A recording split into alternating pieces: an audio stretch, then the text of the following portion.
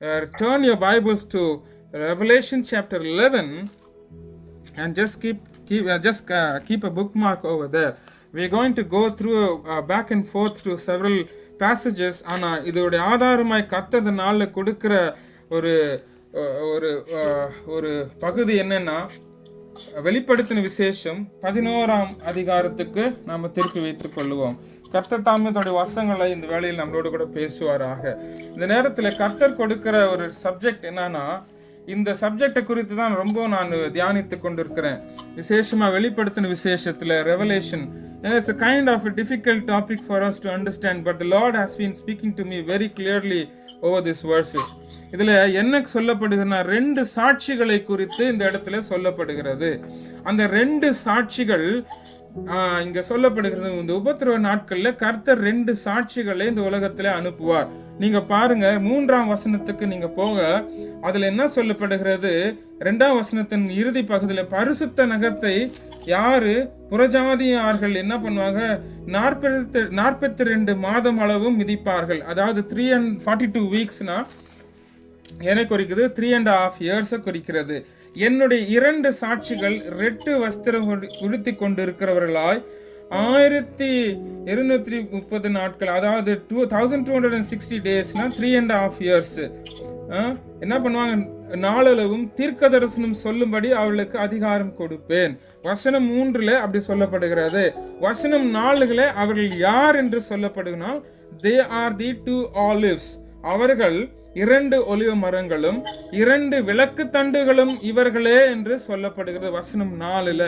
வசனம் 5ல சொல்லப்படுகிறது, they are completely invincible. அவர்களை யாரும் மேற்கொள்ள முடியாது, அவர்களுக்கு யாரும் சேதம் வருவிக்க முடியாது. because they can speak fire and cause judgment. இப்படிப்பட்ட அதிகாரம் அவங்களுக்கு கொடுக்கப்படும். அவர்களை சேதப்படுத்த ஒருவனாலும் முடியாது என்று கொல்லப்படுகிறது. அவர்கள் எப்படின்னா, வானத்தை அடைத்து போட அவர்களுக்கு அதிகாரம் கிடைக்கும். அவர்கள் அக்னியினாலே நியாயம் தீர்க்க அவர்களுக்கு செய்ய முடியும். they can bring plagues of Egypt upon the nation. இதுக்கான அவர்களுக்கு அதிகாரம் இவர்களுக்கு வசனம் 6ல நாம வாசிக்கிறோம். வசனம் 7ல அவர்களுக்கு கொடுக்கப்பட்ட வேலை முடிந்த பிறகு முடிக்கும் வரை அவர்களை யாராலும் மேற்கொள்ள முடியாது. until their job is done nobody can overcome them. அப்போ மிருகமானது பாதாளத்தில் எழும்பி வந்து அவர்களை மேற்கொள்ளும். எப்போது? அவங்க வேலையை முடித்த பிறகு அந்த மிருகமானது அவங்களை மேற்கொள்ளும். வசனம் 9ல வாசிக்கிறோம், அவங்க வந்து கொல்லப்படுகிறார்கள். 3.5 நாட்கள் அவர்களுடைய சரீரங்கள் எங்க வீதியிலே போடப்படுகிறது. they are denied a proper burial. they are being despised, they are being disregarded and insulted. 3.5 நாட்கள். Take note of the time there. 3.5 years, 3.5, 42 weeks, 3.5 days. இதெல்லாம் நீங்க நோட் பண்ணிக்கோங்க. அப்புறம் வசனம் 11 சொல்லப்படுகிறது, 3.5 நாட்களுக்கு பின்பாக பரிசுத்த ஆவியின் வல்லமையினாலே அவர்கள் ரெசரக்ஷனுக்குள்ள கடந்து போகிறார்கள், அவர்கள் எடுத்துக்கொள்ளப்படுகிறார்கள். இதுதான் அந்த 2 சாட்சிகளை குறித்து கர்த்தர் நம்மளோட பேசவிருக்கிறார். ஏன் அந்த 2 சாட்சிகள்? இதை குறித்து பல வெளிப்பாடுகள் உண்டு. ஒரு சிலர் சொல்லுகிறார்கள் இந்த 2 சாட்சிகள் வந்து 2 தேவதூதர்கள் என்று சொல்லுகிறார்கள். ஒரு சிலர்கள் சொல்லுகிறார்கள் 2 சாட்சிகள் வந்து மோசேவும் எலியாவும் வந்து திரும்பவும் பூமிக்குள்ளே வந்து அவர்கள் சாட்சிகளா இருப்பார்கள் என்று சொல்லுகிறார்கள். பல வியாக்கியானம் உண்டு. இந்த நேரத்தில் கர்த்தர் நம்மளோட கூட சொல்லுகிற ஒரு வசனம், இந்த இதை குறித்து தான் ரொம்ப தியானித்து கொண்டிருக்கும் போது கர்த்தர் என்னோடு கொடுத்த சில வார்த்தைகளை உங்களோட நான் பகிர்ந்து கொள்ளுகிறேன். ஏன் 2 சாட்சிகள் தேவைப்படுகிறது? why do we need 2 witnesses? why not 7 witnesses? why not 10 witnesses or the multiples of that? why not 1000 witnesses? why just 2 witnesses it required? கர்த்தருடைய சட்டத்தின்படி உபாகமும் 19ஆம் அதிகாரம் 15ஆம் வசனத்திலும் 2 கொரிந்தியர் 13ஆம் அதிகாரம் 1ஆம் வசனத்திலும் என்ன சொல்லப்படுகிறது? 2 சாட்சிகளுடைய வாக்கினாலே நிலைவரப்படும் என்று எழுதப்பட்டுகிறது. ஒரு காரியத்தை கன்ஃபார்ம் பண்ணோம்னா, ஒரு இதுக்கு டெஸ்டிமனி சொல்லணும்னா, யாராவது எடுத்தவர்கள் வாசிங்களேன். உபாகமும் 19ஆம் அதிகாரம் 15ஆம் வசனம். ஒருவன் எந்த அக்கிரமத்தையாவது எந்த பாவத்தை பாவத்தையாவது செய்தான் என்று சொல்லப்பட்டால் ஒரே சாட்சியினால் நியாயம் தீர்க்க கூடாது. 2-3 சாட்சிகளுடைய வாக்கினாலே காரியம் நிலைவரப்பட வேண்டும். சோ 2-3 சாட்சிகளாலே காரியங்களை நிலைவரப்படுத்த வேண்டும். மினிமம் ரிக்குவயர்மெண்ட் என்னன்னு பாத்தீங்கன்னா 2 சாட்சிகள் மினிமம் ரிக்குவயர்மெண்ட். எந்த ஒரு நியாய தீர்ப்பு செய்யினாலும், எதை டெஸ்டிஃபை பண்ணாலும், எதை வந்து நம்ம டெஸ்டிஃபை பண்ணாலும் 2 சாட்சிகள் தேவைப்படுகிறது. அதனாலதான் 2 மினிமம் ரிக்குவயர்மெண்ட் இஸ் 2 witnesses. அதனாலதான் இந்த இடத்துல 2 witnesses என்று கர்த்தர் சொல்லுகிறார். That is a minimum requirement to testify or to affirm something that has been proclaimed. அதனால்தான் கர்த்தர் 2 சாட்சிகளை கர்த்தர் இந்த நேரத்தில் எழுப்புகிறார். அப்போ அந்த 2 டெஸ்டிமோனினா எதை குறித்து அவர்கள் சொல்ல வேண்டும்? கர்த்தர் சொல்லுகிறார், நீங்களே எனக்கு சாட்சிகள். எங்க இருக்கு? அப்போஸ்தலர் 1ஆம் அதிகாரம் 8ஆம் வசனத்துல சொல்லப்படுகிறது. பரிசுத்த ஆவி உங்களிடத்தில் வரும் பொழுது நீங்கள் பலனடைந்து எருசலேமிலும் யூதேயா முழுவதிலும் சமாரியாவிலும் பூமியின் கடைசி பரியந்தம் எனக்கு சாட்சிகளாய் இருப்பீர்கள். எனக்கு சாட்சிகளாய் இருப்பீர்கள். What do we testify? What do we witness? எதை சொல்லிட்டு சாட்சிகளா சொல்றோம்? எது கர்த்தருக்கு சாட்சியா இருக்கு? எது காஸ்பலை குறித்து நாம சொல்லுகிறோம்? எங்க சொல்லுகிறோம்? யூதேயாவிலும் சொல்லுகிறோம், எருசலேமிலும் சொல்லுகிறோம், சமாரியாவிலும் சொல்லுகிறோம், உலகத்தின் கடைசி பரியந்தம். All the gospel will be preached to all the nations. எதை குறித்து சொல்லுகிறோம்? We testify what Christ did. Gospel சொல்லுகிறோம். Who is Christ? அவர் யார்? அவர் என்ன செய்தார்? அவர் ரத்தத்தினுடைய வல்லமை என்ன? அவர் என்ன செய்ய போகிறார்? அதனால நமக்கு எப்படி மீட்படைய போகிறோம்? எப்படி பாவத்திலிருந்து விடுதலை போகிறோம்? எப்படி நம்ம உயிர்த்தெழுதலுக்குள்ள போகிறோம்? எப்படி நித்தியமாய் வாழ போகிறோம் என்பதை குறித்து தான் நம்ம சாட்சி சொல்ல போகிறோம். இந்த சாட்சியினால என்னத்தை நாம சாதிக்க முடியும்? வெளிப்படுத்தினல் 12ஆம் அதிகாரம் 11ஆம் வசனம் சொல்லுகிறது, பிசாசை தன்னுடைய ஆட்டுக்குட்டியான ரத்தத்தினாலும் தன்னுடைய சாட்சியின் வசனத்தினாலும் ஜெயித்தார்கள். இந்த டெஸ்டிமோனியை வச்சுதான் பிசாசை ஜெயிக்க போகிறோம். இந்த டெஸ்டிமோனி, இந்த witness, we are the witnesses to the power of Christ. We, you and I are the witnesses to the resurrection power of Christ. நாமே அந்த சாட்சிகள். கர்த்தர் அந்த 2 சாட்சிகளை கர்த்தர் நம்ம வாழ்க்கையில வெளிப்படுத்துகிறார். அப்போ இந்த 2 சாட்சிகள் எந்த நேரத்தில் வருவார்கள்? உலகம் உபத்திரவத்தின் பாதையிலே போய்கொண்டிருக்கும். வெளிப்படுத்தினல் 11ஆம் அதிகாரம் 2ஆம் வசனத்துல சொல்லப்படுகிறது, ஆலயத்துக்கு புறம்பே இருக்கிற பிரகாரம் புறஜாதியாருக்கு கொடுக்கப்பட்டபடியால் அதை அளவாமல் புறப்பட்டு போடு. பரிசுத்த நகத்தை அவர்கள் 42 மாதம் அளவும் மிதிப்பார்கள். 42 weeks, 3.5 years they will trample the holy city. அதை அவர்கள் தீட்டுப்படுத்தி போடுகிற நாட்கள் வரும். அதுதான் வேதம் சொல்லுகிறது, days of tribulation. அந்த உபத்திரவத்தின் நாட்களில் மத்தியில தான் கர்த்தர் நம்ம எடுத்து பயன்படுத்த சாட்சிகளை கர்த்தர் வைக்க போகிறார். நம்ம ஏன் அவங்க நீங்க பாத்தீங்கன்னா வசனம் 3ல சொல்லப்படுகிறது, அவர்கள் ரெட்டு உடுத்தி கொண்டிருக்காங்க. ரெட்டுன்னா என்னது? sackcloth. They were wearing sackcloth. Why were they wearing sackcloth? அப்போ sackcloth என்னத்தை குறிக்குதுன்னா, it represents mourning, it represents trouble, it represents days of sorrow or tribulation. கர்த்தர் சொல்லுகிறார், யோவான் எழுதின சுவிசேஷம் 16ஆம் அதிகாரம் 33ஆம் வசனத்தில் சொல்லப்படுகிறது, உலகத்திலே உங்களுக்கு உபத்திரவம் உண்டு, ஆனாலும் திடன் கொள்ளுங்கள், நான் உலகத்தை ஜெயித்தேன். உபத்திரவம் உண்டு. இந்த உபத்திரவத்தின் நாட்கள்ல கர்த்தர் யாரை எழுப்புகிறார்? 2 சாட்சிகளை எழுப்புகிறார். அப்போ உபத்திரவத்தின் மத்தியிலே இந்த சாட்சிகள் என்ன செய்ய போறாங்க? They are not going to be so luxurious life. What they will go into is mourning and sorrow for the tribulation that is going around the world. But what will the 2 witnesses do? They will prophesy for 1260 days.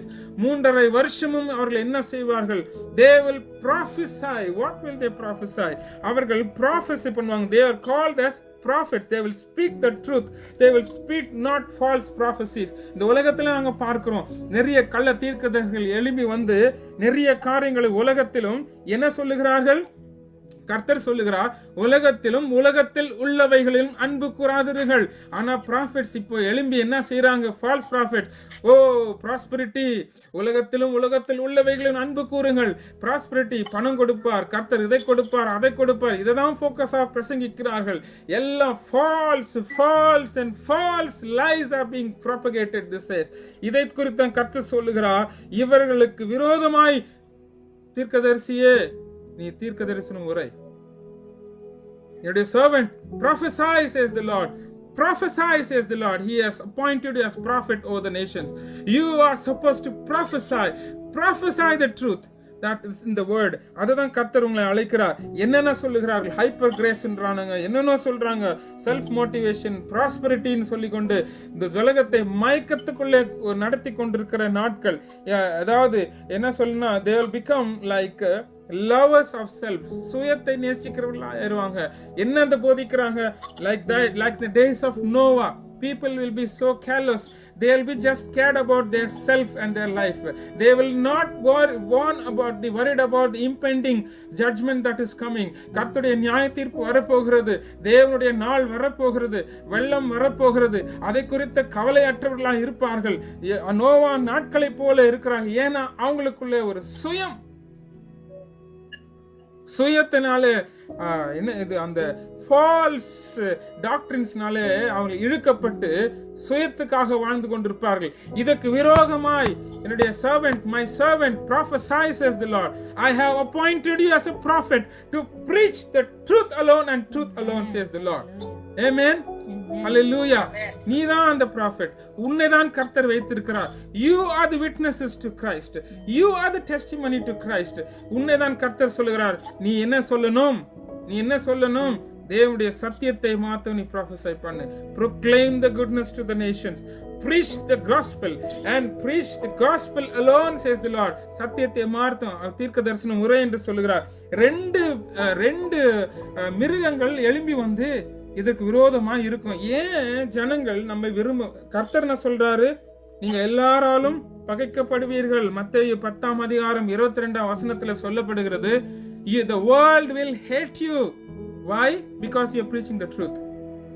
நீங்க போய் பிரசங்கித்து பாருங்க, கர்த்தர் உனக்கு இதை கொடுப்பார் அதை கொடுப்பார், உனக்கு அதை உங்களை அப்படியே நேசித்து வர வைப்பாங்க. சத்தியத்தை பிரசங்கம் பண்ணுங்க. பாவத்தை குறித்து நியாயத்தீர்ப்பு குறித்து கண்டித்து பிரசங்கித்து பாருங்கள். ஒருவரும் உங்களை விரும்ப மாட்டாங்க. The world will hate you because you are preaching the truth. கர்த்தர் நம்மை பரிசுத்தத்துக்காக அழைத்திருக்கிறார்னு சொல்லி பாருங்க, ஜனங்கள் நம்மை விரும்ப மாட்டார்கள். கர்த்தர் அதான் சொன்னார், உலகம் உங்களை வெறுக்கும். உலகம் they will be hated because why? ரெண்டு பீஸ்ட் குறித்து சொல்லப்படுகிறது. ரெண்டு மிருகம் எழும்பி வரும். ஒரு மிருகம் எங்கிருந்து வரும்னா, அது பூமியிலிருந்து எழும்புகிற ஒரு மிருகமாய் இருக்கிறது. இன்னொரு மிருகம் சமுத்திரத்திலிருந்து எழும்பி வருகிற மிருகமாய். One that comes from the land and one that comes from the waters. The one that comes from the land represents the worldly governance, the worldly system, worldly rule வரப்போகிறது. அதுதான் ஒரு பீஸ்ட் என்று சொல்லப்படுகிறது. அந்த மிருகம் அந்த உலகத்திலிருந்து, it comes from the world, and the other that comes from the waters. அது என்னத்தை குறிக்கிறதுனா, அந்த ரிலிஜியஸ் கவர்னன்ஸை குறிக்கிறது. ஒரு ஃபால்ஸ் ரிலிஜனும் இந்த வேர்ல்ட்லி கவர்னன்ஸும் சேர்ந்து, ரெண்டு மிருகங்களும் சேர்ந்து கொண்டு யாரை எதிர்க்கும் என்றால் இந்த சாட்சிகளை எதிர்த்து வரும். அவர்கள் என்னத்தை ப்ராபகேட் பண்ணுவாங்க? ஃபால்ஸ் லைஸ் ப்ராபகேட் பண்ணுவாங்க. In the governance, what will they propagate? They will disseminate all lies alone. But we are supposed to stand in the midst of that against all this opposition, and we are supposed to preach what? The truth alone. Amen. Hallelujah. கர்த்தர் நம்மளை அப்படிதான் அழைக்கிறார். அப்போ இந்த ரெண்டு தீர்க்கதரிசிகள் யார் என்று இவர்களுடைய ஐடென்டிட்டி என்ன கொடுக்கப்படுகிறது? இவர்கள் ரெண்டு ஒலிவ மரங்களும். They are the two lampstands. அது குறித்து கர்த்தர் எங்க சொல்லப்படுகிறதுனா, கர்த்தர் சொல்லுகிறார், the Lord is pointing them to what? They are the two olives and they are the two lampstands that stand before the presence of God. அவ எங்க சொல்லப்படுகிறது? சகரியாவின் புஸ்தகம் 4ஆம் அதிகாரத்துல நீங்க திருப்பிக் கொள்ளுங்கள். நேரமில்லாத நான் துரிதமாய் போகிறேன். அந்த இடத்துல சொல்லப்படுகிறது, இங்க கர்த்தர் காண்பிக்கிறார், அங்க வசனம் 2ல நீங்க பாருங்க, அங்க என்ன இருக்குது? பொன்னினால் செய்யப்பட்ட குத்து விளக்கை காண்கிறேன். அப்போ அது 2 பக்கத்திலும் என்ன இருக்கிறது? அது வலதுபுறம் இடதுபுறமாக 2 ஒலிவ மரங்கள் இருக்கிறது. இந்த ஒலிவ மரத்திலிருந்து 2 குழாய்கள் வந்து அந்த ஒலிவ மரத்திலிருந்து புறப்படுகிற கோல்டன் ஆயில், அந்த ஒலிவ எண்ணெய் இந்த விளக்குக்குள்ள போய் இந்த விளக்கு எரிகிறதா இருக்கிறது. அப்போ கர்த்தர் கேட்கிறார், இவை என்ன என்று கேட்கிறார். அப்பொழுது சொல்றாங்க, நீங்க வசனத்தினால நீங்க வாசித்து பாருங்க. அப்போ அங்க என்னோட பேசின தூதன் வசனம் 5 மறுமொழியாக, இவை என்னதென்று உனக்கு தெரியாதா என்றான். ஆண்டவரே, எனக்கு தெரியாது என்றேன். அப்பொழுது அவர் சொன்னார், செருபாபேலுக்கு சொல்லப்படுகிற கர்த்தருடைய வார்த்தை என்னென்றால், பலத்தினாலும் அல்ல, பராக்கிரமத்தினாலும் அல்ல, என்னுடைய ஆவினாலே ஆகும் என்று சேனைகளின் கர்த்தர் சொல்லுகிறார். இப்படியே சொல்லி போயிண்டு அப்படியே போகும்போது கடைசி வசனம் 14 சொல்லப்படுகிறது. அப்பொழுது அவர், இவைகள் 2 சர்வலோகத்துக்கும் ஆண்டவராய் இருக்கிறவன் சமூகத்தில் நிற்கிற அபிஷேகம் பெற்றவர்கள் என்றார் என்று சொல்லப்படுகிறது. அபிஷேகிக்கப்பட்டவர்கள். அப்போ இந்த 2 காரியங்களை குறித்து கர்த்தர் என்ன சொல்றாருன்னா, ஒண்ணு, செருபாபேலுக்கு கர்த்தர் சொல்றார், பலத்தினாலும் அல்ல, பராக்கிரமத்தினாலும் அல்ல, கர்த்தருடைய ஆவியினாலே ஆகும். செருபாபேல் என்றவன் யார்? He was like a governor. அப்போ இஸ்ரவேலர்கள் என்ன பண்றாங்க? they are taken captive to Babylon. பாபிலோனியர்களால் சிறைப்படுத்தி போகப்பட்டு அவர்கள் அங்கே பல ஆண்டுகள் அங்கே சிறையாக வைக்கப்படுகிறார்கள். அப்போ கர்த்தர் என்ன பண்றார்? அந்த நேரத்துல கோரேஸ் என்ற மன்னனை கர்த்தர் எழுப்புகிறார். the king Cyrus the great he rises. அவர்களை கர்த்தர் விடுவித்து அவர்களை மறுபடியும் இஸ்ரவேல் தேசத்துக்கு கொண்டு வருகிறார்கள். சைரஸ் அவங்களுக்கு நிறைய இதை கொடுத்து, நிறைய செல்வாக்குகளை, பணையும் ஜுவல்ஸும் எல்லாத்தையும் கொடுத்து அனுப்புகிறான். ஆனா அவங்க வந்து மறுபடியும் தேவாலயத்தை கட்டுவதற்கு செருபாபேலை தான் கர்த்தர் தெரிந்து கொள்கிறார். he was like a governor. அந்த மனிதர் வந்து எழும்பி தேவனுடைய ஆலயத்தை he rebuilds the temple of God, the second temple. அப்போ அவர்கள் ஆலயத்தை எழுப்பு கட்டும் பொழுது புறஜாதி மக்களாலே சில எதிர்ப்புகள் வருது. ஆலயத்தை கட்ட முடிக்க முடியாதபடி சில எதிர்ப்புகள் வருகிறது. அப்போ ஆலய பணி கொஞ்ச நேரம் நிறுத்தப்படுகிறது. அப்போ கர்த்தர் செருபாபேலோடு பேசுகிறார். கர்த்தர் ஆரம்பித்த காரியத்தை முடிப்பார். தேவ ஆலயத்தை கட்டுகிற காரியம் பலத்தினாலும் அல்ல, பராக்கிரமத்தினாலும் அல்ல, தேவனுடைய ஆவியினால தான் முடியும் என்று கர்த்தர் செருபாபேலோடு பேசுகிறார். அப்போ இந்த 2 சாட்சிகள் யார்? who are the ones? they are anointed. they are the olive trees from which the olive oil comes. It represents the Holy Spirit, the power of the Holy Spirit, the one who has been anointed ones, who stand before God. We are the anointed ones, my dear brother and sister. கர்த்தர் நம்மளை அபிஷேகம் பண்ணி வைத்திருக்கிறார். தேவ சமூகத்திலே நிற்கும்படியாய் கர்த்தர் நம்மளை என்ன பண்ணியிருக்கிறார்? வசனத்தின் தன்னுடைய ஆவியினாலே நம்மளை பலப்படுத்தி வைத்திருக்கிறார். எதை? சபையாகிய தேவ சபையை கட்டுவதற்கு கர்த்தர் நமக்கு என்ன கொடுத்திருக்கிறார்? நம்முடைய ஆவியினாலே பலப்படுத்திருக்கிறார். பலத்தினாலும் அல்ல, பராக்கிரமத்தினாலும் அல்ல, தேவனுடைய ஆவியினாலே ஆகும். அபிஷேகம் பெற்றவர்கள் நம்மளிருந்து புறப்படுகிற ஒலிவ எண்ணெய். இது குறித்து இன்னும் ஆழமான வெளிப்பாடுகளோட ஏன் ஆலிவ்னு சொல்லப்படுகிறது? நோவான் வெள்ளத்திலே சர்வை பண்ணது ஆலிவ் தான் சர்வை பண்ணும். ஒரு சயின்டிஸ்ட் வந்து ஒரு 2000 வருஷம் ஓல்டு ஒரு ஆலிவ் சீடை கண்டுபிடிச்சாங்க. எக்ஸ்கவேட் பண்ணும்போது அதை எடுத்து பிளான்ட் பண்ணாங்களாம். அந்த சீடை பிளான்ட் பண்ணும்போது அதுல இருந்து ஜெர்மினேட் ஆகி ஒரு பிளான்ட் வந்தான். 2000 வருஷம் அந்த சீடு டார்மெண்டா இருந்திருக்கு. காரணத்தை அவர்கள் ஆராய்ந்து பார்க்கும்போது என்ன கண்டுபிடிச்சாங்கன்னா, அந்த ஆலிவ் சீடுக்குள்ள இருந்த ஆலிவ் ஆயில் இருக்கு தெரியுங்களா, அதுதான் அதை ப்ரிசர்வ் பண்ணுச்சான். அந்த ஆலிவ் ஆயில் இருக்கிறதுனால தான் 2000 வருஷங்கள் ஆனாலும் அதனுடைய ஜீவன் அதுக்குள்ள இருந்தது. இந்த ஆலிவ் எதுக்கு ரெப்ரசென்டா இருக்குன்னா, கர்த்தருடைய ஆவியை குறிக்கிறது. இந்த எண்ணெய் கர்த்தருடைய ஆவியை குறிக்கிறது. இந்த ஆவியினால தான் கர்த்தர் நம்மளை பலப்படுத்தி தேவனுடைய ராஜ்யத்தை கட்டுவதற்கான கிருபையை கர்த்தர் கொடுக்கிறார். சோ கர்த்தர் இதை எதை குறித்து சொல்றார்னா, we are the two witnesses who have been given the power of the Holy Spirit to do what? To build the temple of God. You and I are the witnesses, my dear brother. நம்மளை தான் கர்த்தர் 2 சாட்சிகளாய் கர்த்தர் வைத்துக் கொண்டிருக்கிறார். We are the 2 lampstands. Revelation 1:20 குறிக்கிறது. The lampstands எதை குறிக்கிறது? சபையை குறிக்கிறது. நீங்க எடுத்து வாசிக்கோங்க, நேரம் இல்லை. Revelation 1:20 சொல்லப்படுகிறது, it is the churches. கர்த்தர் சொல்லுகிறார் lamp stand எதை குறிக்கிறது? churches. சர்ச்சஸ் குறிக்கிறார். கர்த்தர் என்ன சொல்லுகிறார்? we are as two witnesses who are supposed to what? preach the gospel and prophesy with boldness and courage, because what?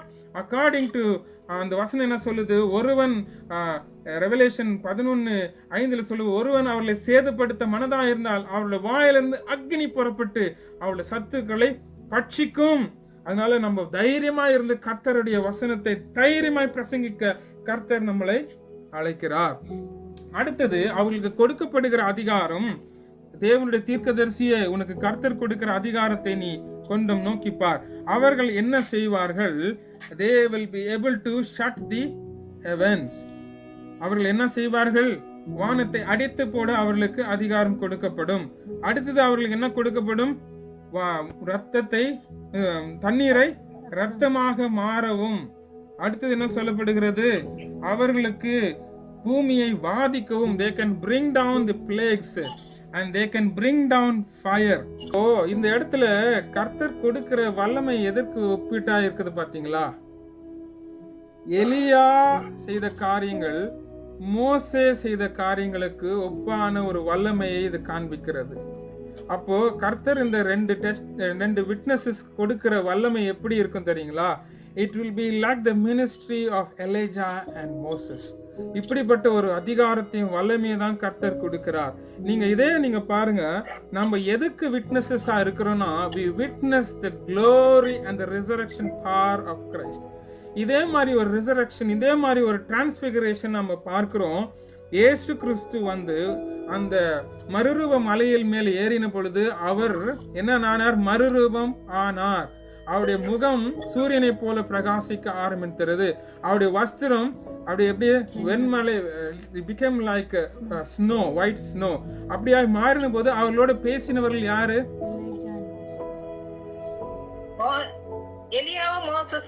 எலியாவும் மோசஸும் அவர்களுக்கு முன்பாக பேசினார், கர்த்தரோடு பேசினார்கள். அப்போ எலியாவும் மோசஸும் ஏன் பேசினார்கள் என்றால், நேரம் இல்லாதனால நான் துரிதமா போறேன். ஏன்னா மோசே எதை குறிக்கிறதுனா கர்த்தருடைய லாவை குறிக்கிறது, தேவனுடைய இதுவை குறிக்கிறது. லானா என்னது? தேவனுடைய நியாயங்களை குறிக்கிறது, அண்ட் நியாய பிரமாணத்தை குறிக்கிறது. எலியா எதை குறிக்கிறது? கர்த்தருடைய தீர்க்கதரிசிகளை குறிக்கிறது. It denotes the laws and the prophets, and the laws and the prophets தான் கர்த்தர் அந்த ஒரு சிம்பாலிக்கா அந்த இடத்துல அது குறிக்கிறது. So எலியா என்ன செய்தார்? he also ascended into glory, right? he was caught up by fire and he went into heaven. And Moses also, he was also transfigured as he descended from the Mount Sinai. அவருடைய முகமும் சூரியனை போல பிரகாசித்தது. இதுல ஒரு parallel நீங்க பாக்குறீங்களா? இல்ல இது it represents the glory and the resurrection power of Christ. This is a forerunner to the resurrection that is going to come. கிறிஸ்து எப்படி மறுரூபமானார், எப்படி எலியா மறுரூபமானார், எப்படி மோசஸ் மறுரூபமானார், இதை எதை குறிக்கிறது? It talks about the law and the prophets, and the law, the word of God and the prophets. அதுதான் கர்த்தர் சொல்றார். இந்த prophet எதை குறிக்கிறது? What is the job of the prophet? கர்த்தர் சொல்லுகிறார், இயேசு கிறிஸ்து சொன்னார், எலியா வந்தாயிற்று என்று யாரை குறித்து சொன்னார்? யாரை குறித்து சொன்னார்? யாரை குறித்து கிறிஸ்து சொன்னார்? எலியா ஏற்கனவே வந்தாயிற்று என்று கர்த்தர் சொன்னாரே, யாரை குறித்து சொன்னார்? யோவான். ஆமா, யோவான், ஜான் தி பேப்டிஸ்ட் குறித்து கர்த்தர் சொன்னார். இயேசு கிறிஸ்து சொன்னார், எலியா வந்தாயிற்று என்று நான் உங்களுக்கு சொல்லுகிறேன். So what was the job of John the Baptist?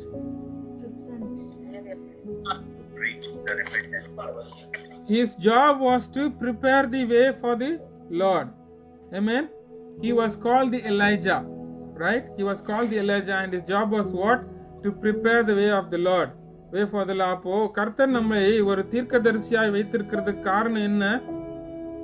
எதுக்கு வைத்திருக்கிறார்? என்ன நோக்கம் என்ன? To prepare the way of the Lord. John the Baptist என்ன பிரசங்கித்தார்? மனம் திரும்புங்கள், தேவனுடைய ராஜ்யம் சமீபமா இருக்கிறது. prepare, repent என்றுதான் அவர்கள் பிரசங்கித்தார். என்ன பிரசங்கித்தார்? ஜான் தி பேப்டிஸ்ட் என்ன பிரசங்கித்தார்? சொல்லுங்க. repent for the kingdom of God is near. நம்மை கர்த்தர் தீர்க்கதரிசியாய் வைக்கிறதுக்கு காரணம் என்ன சொல்றா?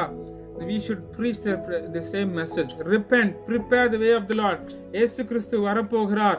உன்னை தீர்க்கதரிசியாய், உன்னை கர்த்தர் 2 டெஸ்டிமோனியா எதுக்கு வச்சிருக்கிறார்னா, இதை குறித்து தான் நீ பிரசங்கிக்க வேண்டும். Prepare the way of the Lord, like how John the Baptist did. Prepare the way of the Lord.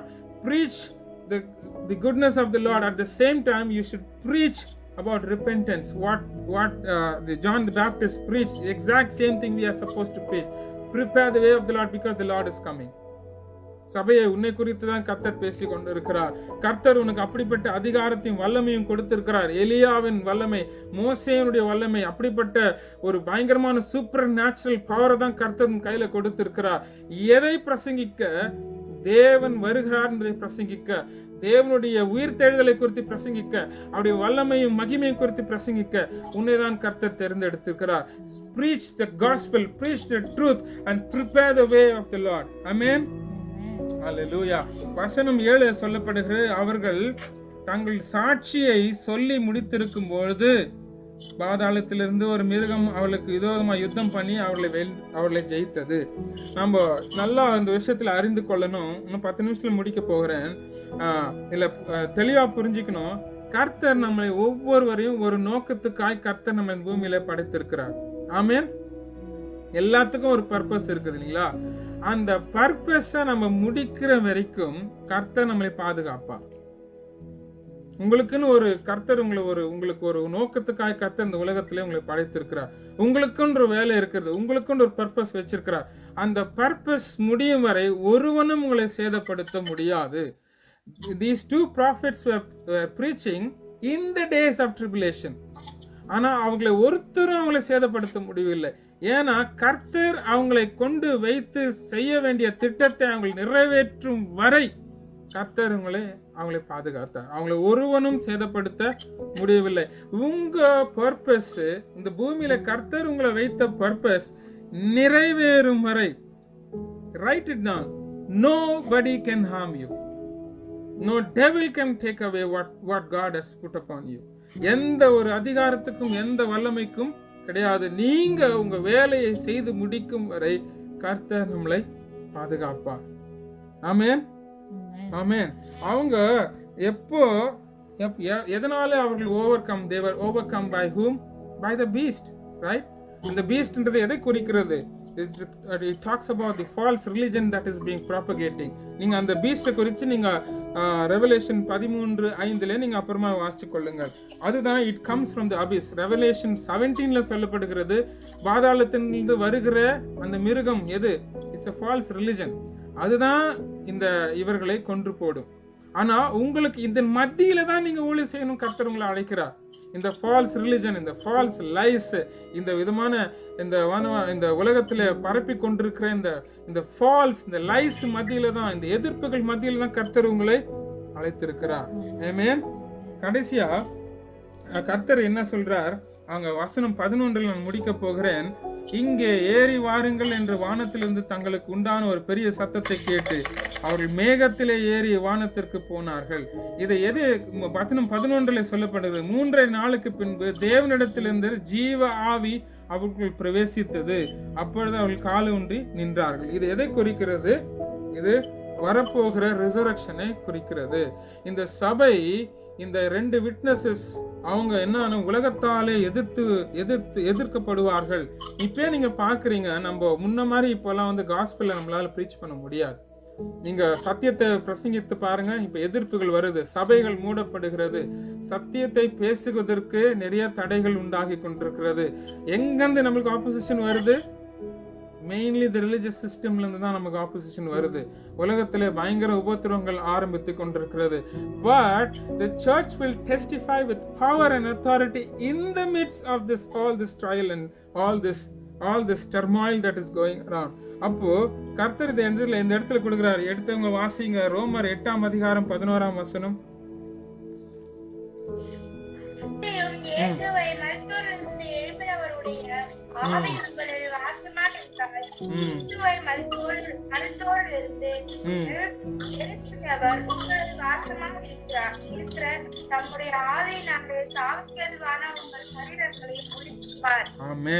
இதுதான் அந்த இடத்துல நடக்கிறது. கிறிஸ்துவை மருத்துவ எழுப்பினுடைய ஆவி உங்கள் வாசமாயிருந்தால் சாவுக்கு எதுவான உங்கள் சரீரங்களையும் அவர் உயிர்ப்பிப்பார். இப்போ தேவனுடைய சத்தம், ஜீவ ஆவி அவர்களுக்குள் பிரவேசித்தது, அவர்கள் கால் ஒன்று நின்றார்கள் என்று எழுதப்பட்டிருக்கிறது. இந்த சபை கைவிடப்பட்ட ஒரு நிலைமையாய் கூட தோணலாம். இந்த சபைக்கு விரோதமாக எழும்பலாம். அந்த சபையை அவங்க வந்து they will try to destroy the church, they will try to destroy the testimony of Christ. ஆனாலும் அவர்கள் அழிக்கப்பட்ட நேரமா இருந்தாலும் this is also going to bring what? The resurrection. This is also in parallel with the rapture that is going to happen. கிறிஸ்துவுடைய ஆவி இறங்கும் பொழுது எங்கே அவங்க மேகத்தின் மேலே கடந்து போவார்கள். ராப்சர் அப்படிதான் நடக்கும். கர்த்தருடைய அந்த ஆவி ஊற்றப்படும் பொழுது இவர்கள் they will be tortured by all the people of the earth. This worldly system will come against them and the church will be completely decimated, but the spirit of God will come upon them and there will happen the resurrection and they will rise up and the rapture will happen and they will go be with the Lord in the heavens. Amen. ஆமென். ஹalleluya. இதுதான் நடக்க போகிறது ஜனங்களே. நிறைய நேரத்துல ஒரு சிலமான காரியங்கள் சபையில சொல்லப்படுகிறார்கள். அதாவது இந்த ரகசிய வருகை வந்து தேவன் நம்மளை உபத்திரவத்தின் நடக்கிறதுக்கு முன்பாக கர்த்தர் நம்மளை கொண்டு போயிருவாங்கன்ட்டு. அப்படி உபத்திரவுக்கு முன்பாக கர்த்தர் நம்மளை கொண்டு போயிட்டார்னா அப்போ இந்த இந்த இந்த மிருகத்துக்கு விரோதமாய் நின்று அதனுடைய அந்த மிருகத்தினுடைய அந்த seal, the mark of the beast வாங்காதவர்கள் என்று வேதத்தில் எழுதப்பட்டிருக்கு இல்லையா? அதாவது எடுத்தவங்க நீங்க வேணா வாசிச்சுக்கோங்க. ரெவலேஷன் வெளிப்படுத்தின விசேஷம் 15ஆம் அதிகாரம் 2ஆம் வசனத்துல அதுல போடப்பட்டிருக்கிறது, அதன் சொரூபத்திற்கும் அதன் முத்திரைக்கும் அதன் நாமத்துக்கும் இலக்கத்திற்கும் உள்ளாகும் ஜெயம் கொண்டவர்கள் தேவ சிரமண்டலங்களை பிடித்து கொண்டு அந்த கண்ணாடி கடல் அருகே நிற்கிறதை நான் கண்டேன். அப்போ யார் இவர்கள்? மிருகத்தின் சுரூபத்திற்கும் இலக்கத்திற்கும் என்ன பண்ணாங்க? உள்ளாகாமல் ஜெயம் கொண்டவர்கள். அப்போ they were the people in the midst of tribulation who did not receive the mark of the beast. அப்போ உபத்திரவத்தின் மத்தியிலே நின்று ஜெயித்தவர்கள் என்று எழுதப்பட்டிருக்கிறது. Who are those? Who are the two witnesses? They are the ones who were in the midst of the tribulation, who are in the midst of the trials, in the persecution, and they overcame. They were the ones who did not receive the mark of the beast. Amen. And they were the ones who overcame. So we are called to be the ones who overcome. We are the ones who will be overcomers. அதாவது சபைக்கு வந்து உபத்திரவே வராது, உபத்திரம் வரதுக்கு முன்னாடி கர்த்தர் சபை எடுத்துக்கொள்வார்னா அப்ப இவர்கள் யார்? உபத்திரத்தின் பாதையில போனவர்கள், சாட்சியாய் நின்றவர்கள். நம்ம கர்த்தர் ஒரு உபத்திரம் வரப்போகிறது, சபைக்கு ஒரு உபத்திரம் வரப்போகிறது. இந்த உபத்திரத்தின் மத்தியில சாட்சியாய் கர்த்தர் உன்னைன்னு அழைக்கிறார். எதை குறித்து நம்ம சாட்சியா இருக்கணும்? கர்த்தருடைய அவருடைய மகிமையை குறித்து, அவருடைய ரெசரக்ஷனை குறித்து நம்ம சாட்சியா இருக்க வேண்டும். இந்த உலகத்துல என்ன மாதிரி டாக்டரின்ஸ் சொல்லப்படுகிறது? 2 தீமோத்தேயு 4ஆம் அதிகாரம் வசனம் 2-4 வாசிங்க. இதோட நம்ம முடிக்க போகிறோம். 2 தீமோத்தேயு 4ஆம் அதிகாரம் வசனம் 2-4 எடுத்தவங்க. Preach the word, be prepared in season and out of season. Correct, rebuke and encourage with great patience and careful instruction. For the time will come when men will not put up with sound doctrine. Instead, to suit their own desires, they will gather around them a great number of teachers to say what their itching ears want to hear. அப்போ இதுல சொல்லப்படுகிறதுன்னா, ஆரோக்கியமான உபதேசத்தை பொறுக்க மனதில்லாமல் செவித்தின உள்ளவர்களாகி தங்கள் சுய இச்சைகளுக்கு ஏற்ற போதகர்களை தங்களுக்கு திரளாய் சேர்த்துக் கொள்வார்கள். ஏன்னா ஜனங்களுக்கு என்ன வேணும்னா, they want to hear what the itching ears want to hear. ஆனா இவர்களுக்கு மத்தியில கர்த்தர் நமக்கு இன்ஸ்ட்ரக்ட் பண்றார். என்ன சொல்றார்? சமயம் வாய்த்தாலும் வாய்க்காவிட்டாலும் ஜாக்கிரதையாய் திருவசனத்தை பிரசங்கம் பண்ணு. என்ன சொல்லணும்? எல்லா நீடிய சாந்தத்தோடும் உபதேசத்தோடும் கண்டனம் பண்ணி கடிந்து கொண்டு புத்தி சொல்லு. கர்த்தர் கொடுக்கிற இன்ஸ்ட்ரக்ஷன் நல்லா கவனித்து பாருங்கள். என்ன பண்ணும்? கண்டனம் பண்ணி கடிந்து கொண்டு புத்தி சொல்லு. இதுதான் கர்த்தர் உனக்கும் எனக்கும் சொல்றார். ஏன்னா நிறைய false gospel, the false prophecies are being like spread like anything. It's being spread like forest fire. இதன் மத்தியில இந்த 2 சாட்சிகளுக்கு கர்த்தர் கொடுக்கிற வேலை என்ன? கடிந்து உபதேசத்தை பிரசங்கி. கடிந்து கொள், புத்தி சொல்லு. கர்த்தர் நம்மளை பரிசுத்தத்துக்காக தான் அழைத்திருக்கிறார். Don't run after hyper grace. Grace is not the license to sin. கர்த்தர் நமக்கு கிரேஸை கொடுக்கிறாருன்னா பரிசுத்த வாழ்க்கையில வளர்வதற்காக தான். கிறிஸ்துவை நாம் அணிந்து கொண்டோமே என்று சொல்லப்படுகிறது. தேவன் நம்மளை பரிசுத்தத்துக்கு அழைத்திருக்கிறார். தேவனுடைய வருகைக்கு ஆயத்தப்படணும்ன்ற மெசேஜ் தான் we have to preach. We don't need to be nice to the false prophets. We don't need, அவங்க என்ன நினைச்சுக்குவாங்களோ, இதை குறித்து சொன்ன இது பரிசுத்தத்தை குறித்து பிரசங்கத்தை என்ன நினைச்சுக்குவாங்களோ, சபையில நடக்கிற காரியங்களை குறித்து கண்டித்து பேசினா என்ன நினைச்சுக்குவாங்களோ, எதை குறித்து நம்ம கவலைப்பட தேவையில்லை. கண்டித்து கர்த்தருடைய வசனத்தை புத்தி சொல்லணும். கண்டனம் பண்ணி கடிந்து கொண்டு புத்தி சொல்லு என்று கர்த்தர் நமக்கு என்ன சொல்ற, அறிவுறுத்துகிறார். வசனத்தை கேட்கிறவர்களே, தேவன் நம்ம இந்த கடைசி காலத்துல எதற்காய் பயன்படுத்த விரும்புகிறார்? தேவனுடைய தீர்க்க தரிசனத்தை உரைக்கும்படி கர்த்தர் நம்மளை அழைத்திருக்கிறார். We are the testimonies. We are the two witnesses for Christ, for his glory, for his resurrection. கர்த்தர் வரப்போகிறார். கர்த்தர் வரப்போகிற அவருடைய நாட்கள் சமீபமா இருக்கிறது. மனவாட்டி சபையை ஆயத்தப்படுத்தும்படி கர்த்தர் நம்மளிடத்துல கொடுத்திருக்கிற வேலையை என்ன சொல்றார்? தேவ மனுஷனே, தேவபுத்திரனே, prophesy என்று கர்த்தர் சொல்லுகிறார். Prophesy to the dry bones, says the Lord. உலர்ந்த எலும்புகளை குறித்து தீர்க்க தரிசனம் உரை என்று கர்த்தர் சொல்லுகிறார். Our calling is to prophesy to the world, to the earth, the goodness of Christ, the coming of the Lord, the judgment that is to come. பரிசுத்த ஆவியானவர் உங்களிடத்தில் வரும்பொழுது கர்த்தர் உங்களுக்கு பலன் கொடுப்பார். நீங்க உலகத்தின் கடைசி பர்ந்த சாட்சிகளா இருப்பீர்கள். பரிசுத்த ஆவியானவர் என்னை குறித்து போதிக்க சொல்வார்.